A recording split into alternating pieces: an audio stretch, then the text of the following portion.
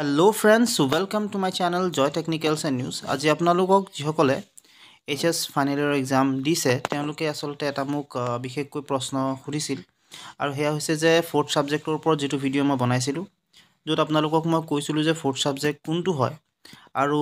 সাধাৰণতে সেই ভিডিওটোৰ ওপৰতে আপোনালোকে মোক সুধিছিল যে ফৰ্থ সাবজেক্টৰ যদিহে ফৰ্থ সাবজেক্টৰ যদি মাৰ্কসটো প্লাসে নহয় তেতিয়া হলে তাৰ যদি পৰীক্ষাটো দিয়া নহয় তেতিয়া হলে হেয়া হ'ব নে নহব এনেকুৱা ধৰণৰ আপোনালোকে এটা কমেন্ট কৰিছিল বা কিছুসকলে এনেকেও কৈছিল যে ফৰ্থ সাবজেক্টৰ আসলতে পৰীক্ষাটো নিদিলেও একো নহব নেকি তেনেকুৱা ধৰণৰ আপোনালোকে মোক আসলতে সুধিছিল গতিকে এই প্ৰশ্নটোৰ ওপৰতে মই ভিডিওটো বনাইছো আপোনালোকক মই জনাও যে যিসকলে HS ফাইনেলৰ এক্সাম দিছে যেহেতু আপোনালোকে 6টা বিষয় যিসকলে লৈছে 6টা বিষয় লোৱা মানে হৈছে আপোনালোকে আসলতে সেই 6টা বিষয়ৰ এটা আসলতে যেটো বিষয় হ'ব ইংৰাজী আৰু অসমীয়াৰ বাদে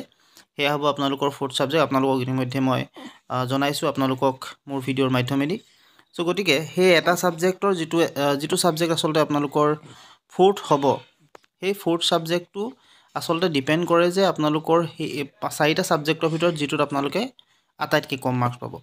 এতিয়া কথাটো হ'ল আপোনালোকে যিসকলে 6টা বিষয় লৈছে তেওঁলোকে ফৰ্থ সাবজেক্টৰ পৰীক্ষা নিদিলে আপোনালোকৰ যেটো ৰিজাল্ট হে ৰিজাল্টটো উইথেল হ'ব আৰু উইথেল হৈ থাকি যাব আপোনালোকৰ ৰিজাল্টটো যেহেতু আপোনালোকে 6টা বিষয় লৈছে আৰু এটাত আপোনালোকে এবসেন্ট হৈ আছে গটিকে হেতু এবসেন্ট আহিব আপোনালোকৰ যেটো সাবজেক্ট হে সাবজেক্টত আপোনালোকৰ এবসেন্ট আহিব গটিকে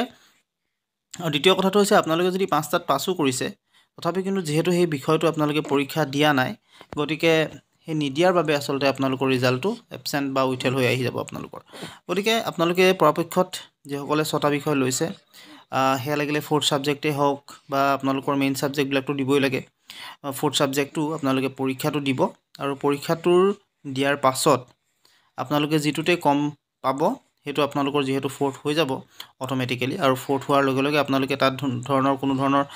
তাত আপোনালোকৰ কোনো ধৰণৰ আসলতে অৱদান নাথাকে যেহেতু কম মাৰ্কস আপোনালোকে যেটোত পাব হেতুৱে ফৰ্থ হয় গতিকে পৰীক্ষাটো দিয়াটো কিন্তু আপোনালোকে জৰুৰী আৰু যিসকলে 5টা বিষয় লৈ থৈছে তেওঁলোকৰ ফৰ্থ সাবজেক্টৰ কোনো কথা নাই 5টা বিষয় যিসকলে লয় তেওঁলোকৰ ফৰ্থ সাবজেক্ট বুলি কোনো ধৰণৰ কথা নাথাকে যেহেতু তেওঁলোকে 5টা বিষয়তে পাস কৰিব লগা হয় আৰু 5টা বিষয়ত পাস কৰাৰ পাছতহে আসলতে আপোনালোকৰ ক্লিয়াৰ হ'ব আৰু কিছুসকলে মোক এটা কমেন্ট কৰিছে যে টোটাল মাৰ্কসটো যদিহে 5 মাৰ্কস পাও টোটাল মাৰ্কসটো যদিহে আপোনালোকৰ যেটো পাব লাগে হেতু যদি পায় তেতিয়া হলে আসলতে তেনে ক্ষেত্ৰত আপোনালোকৰ যদি সাবজেক্ট বেয়াও হয় তেতিয়া হলে কি পাস কৰিম নেকি আপোনালোকক এটো জনাও যে আপোনালোকে যদি যেটো 5 মাৰ্কস অৰ্থাৎ ধৰক আপোনালোকৰ 5টা বিষয় যদি 30 কে পায় তেনলে 150 নম্বৰ থাকিব 150 নম্বৰ যদিও পায় আৰু যদিহে আপোনালোকে সাবজেক্টটোত কোনোবা সাবজেক্টত বেয়া কৰিছে তেতিয়া হলে কিন্তু এই 5টা বিষয় যদি কোনোবা এটাত বেয়া কৰে তেতিয়া হলে আপোনালোকৰ কিন্তু ৰিজাল্ট বেয়াহে হ'ব হেতু ভাল হৈ না যায় যদিও আপোনালোকে তাত 150 নম্বৰ যেটো পাব লাগে হেতু যদি পাইছে গটিকে এইখিনি কথা আপোনালোকক মই জনালো আৰু এটো আপোনালোকে যেহেতু মোক কমেন্টত সুধিছিল আৰু এই কথাখিনি জনালো আশা কৰিলো ভিডিওটো আপোনালোকে ভাল পালে যদি ভাল পালে তেনে লাইক শেয়াৰ সাবস্ক্ৰাইব কৰিব লগতে কাষত থকা যেটো বেল আইকন হেতু প্ৰেছ কৰা আজিলৈ ইমানেই ধন্যবাদ